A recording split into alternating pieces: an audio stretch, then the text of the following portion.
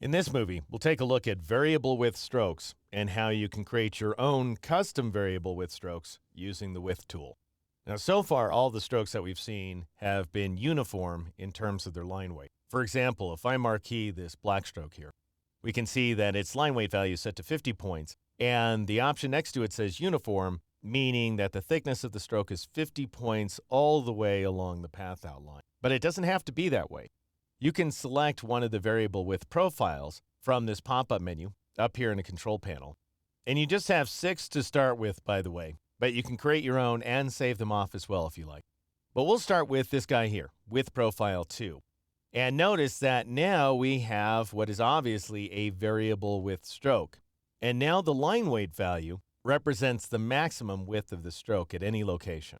So if I were to increase the line weight to 80 points, for example, I'm going to increase not only the thickness of the thickest points, but those of the thinnest points as well. And the same goes for reducing the line weight value. If I say that I want the maximum line weight to be 30 points, then that's going to reduce the thickness of the line throughout the stroke.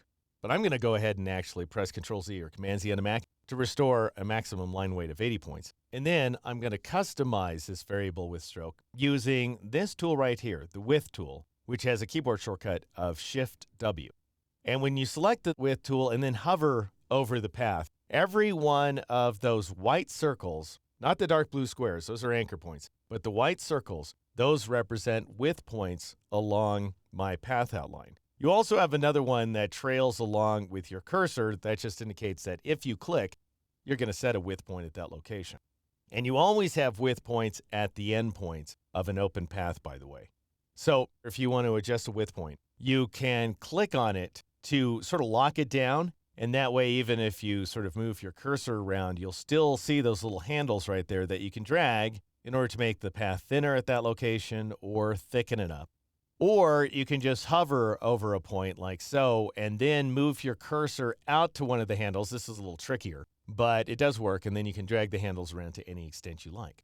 All right, I'm going to make this guy thinner at this location, and then I'm going to add my own width point by clicking and dragging at the bottom of the path outline like so. So that'll go ahead and add a width point to the proceedings. I want to make my endpoints a little thicker right there, so I'll drag them out as well.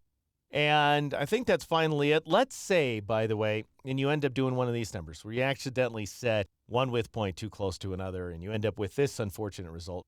Well, you can select a width point just by clicking on it with the width tool.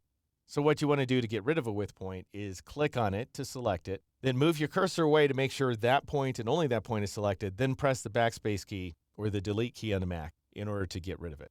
Now I'm going to work on this red arrow, and notice now, I want you to remember that the black path is selected. You can see that it's selected in the background when I move the width tool away from it, and that's because I marqueed it with the black arrow tool. The red path outline is not selected, and yet I can still modify it. And that might seem like a really great convenience item that you can modify any path inside your artwork. It's actually, in my experience, a big gotcha. It means that you can end up very easily modifying the wrong path. So just keep an eye out for that.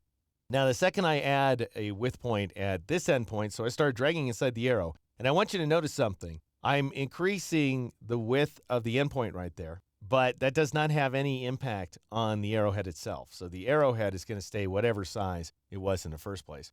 That also goes ahead and adds a width point automatically at the other endpoint, and I'm going to reduce its size. And then I actually don't want this guy to be this thick, so I'll taper him in a little bit. And I'm going to add a width point at this location, make it nice and thick, which isn't necessarily a good look for this path, but watch this. You can move a width point to any location just by dragging it. And you'll actually see the path outline modify on the fly, so it gets thicker and thinner at various locations on the fly as you drag that guy around, as if we're working inside some sort of crazy tapeworm. All right, now let's say I want to modify this line from the stroke panel. If I go up to the control panel, I might be surprised to see that the stroke is black, when it looks to me like I'm working on the red arrow. In fact, even though you're seeing this width point selected inside the red arrow is not selected. It's the black path in the background that's actually selected. If you want to make the red arrow active, you have to press the Control key or the Command key on the Mac to temporarily access the black arrow tool, or you can press the V key to switch to the black arrow tool and click on that path outline to make sure it is selected. And now you can see we've got a red stroke I'll now click on the word stroke to bring up the stroke panel, and I'll drop down here to this item that says flip along. And if you click on flip along, that'll change the direction in which the path outline flows. So this will perhaps be a little more obvious if I do this number here. I'll go ahead and be extremely surprised by the location of my width points inside of this path outline. I've got this thin one at the end, I guess. I'll make it even thinner. I'm surprised to see that I've got this one that I don't recall making, but I'll go ahead and click on it to make it active and press the backspace key or the delete key on the Mac. And the reason I'm making a big deal about this is because the width tool does end up sometimes just adding its own points for you in order to reconcile what it considers to be tough situations. All right, now that we've got thick at one end and very thin at the other end, I'll bring up stroke and I'll click flip along, and you'll see that that changes the direction of the stroke. So now it starts thin and ends up thick. If you don't want that, you can just click flip along again. Next door, we have a flip across icon, but it's dimmed.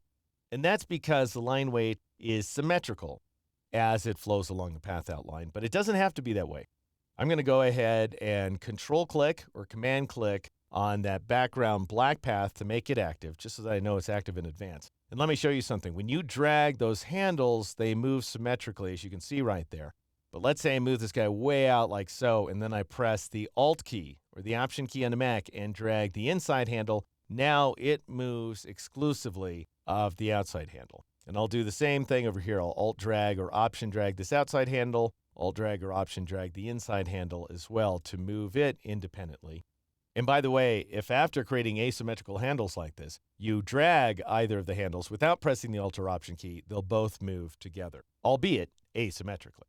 All right, now I'm going to do this guy here. I'll go ahead and Alt drag or Option drag this guy down, and then Alt drag or Option drag this guy down as well in order to create this completely lumpy effect. Then I'll go up to the stroke panel, and now you can see that we not only have flip along, so I could click on it, it's not going to make a big difference, but I also have flip across, which will make a big difference as you see here. And actually the flip across version, I think, is better. All right, there's just one last thing to know about the width tool. So far, we've been modifying the width of the path completely by hand, which means that we don't really have numerical control over what's going on. Notice now the line weight value is 102.468 in my case, meaning that I have thousands of a point of control over the line weight apparently, and I've managed to increase the maximum line weight as I've been modifying the stroke. What if you want absolute control? You want numerical precision. In that case, you go ahead and find a width point and you double click on it using the width tool once again, and that brings up the width point edit dialog box right here.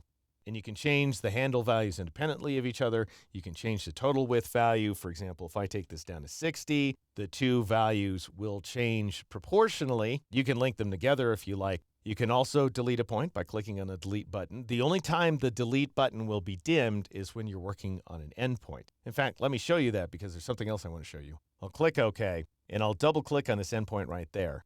And notice the delete button is dimmed because you can't delete the beginning and ending width points. They have to be there. However, notice this guy, adjust adjoining width points. So I could modify just this one width point, for example, by taking it up to 100 points. Or I could turn on adjust adjoining width points, and that's going to affect the other width points. In this case, it's making the line thicker based on their proximity to the active point. So notice the final endpoint doesn't change, but the other width points in between too. And then I'll go ahead and click OK in order to accept that change. All right, so that's how you create variable width strokes and how you use the width tool in Illustrator. In the next movie, I'll show you how to gain more control when you're working on closed path outlines.